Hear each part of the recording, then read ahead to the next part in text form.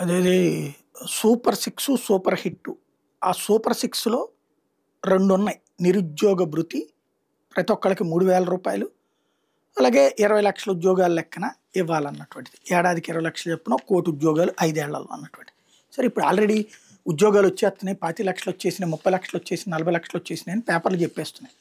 మరి ఇప్పుడు అందరూ ఉద్యోగస్తులు అయిపోయారా? లేకపోతే ప్రైవేట్ ఉద్యోగాలే ఇదా? అంటే ఇందులో నడుస్తుంది. సరే ఓ పక్కన ప్రభుత్వం అనేది అంత చేయలేదు. నేను ఇంతకుముందు కూడా చెప్పా ఎవడికాడు ఏదో ఒక ఉపాధి పొందుతూనే ఉంటారు అన్నటువంటిది. అది ఏ ప్రభుత్వమైనా అంతే. కాకపోతే ఇక్కడ టీచర్ ఉద్యోగాలకి డిఎస్సి ఇచ్చారు.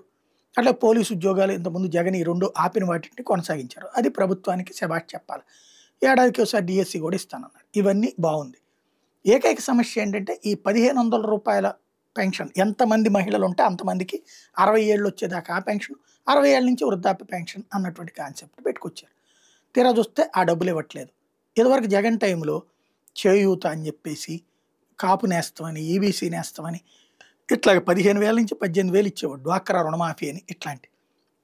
అలాగే సున్నా వడ్డీ రుణాలు, పావల వడ్డీ రుణాలు అవన్నీ ఇక్కడ ఆగిపోవడంతో ఓ పక్కన నానా తిప్పలు పడుతుంటే ఇక్కడ ఇస్తారా ఇవ్వరా?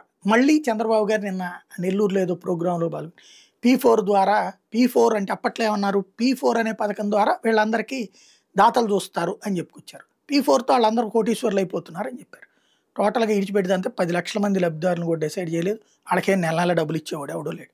ఇప్పుడు P4 పథకం అనేటటువంటి కాన్సెప్ట్కి వచ్చేటప్పటికి మొత్తం ఇప్పుడు 1,45,00,000 కుటుంబాల్లో ప్రతి ఒక్క కుటుంబానికి ఓ మహిళ ఉంటారు కదా, 2-3 ఉంటారు కానీ తక్కువ ఉంటారు కదా. మరి వాళ్ళదేంటి? ఏమీ లేదు.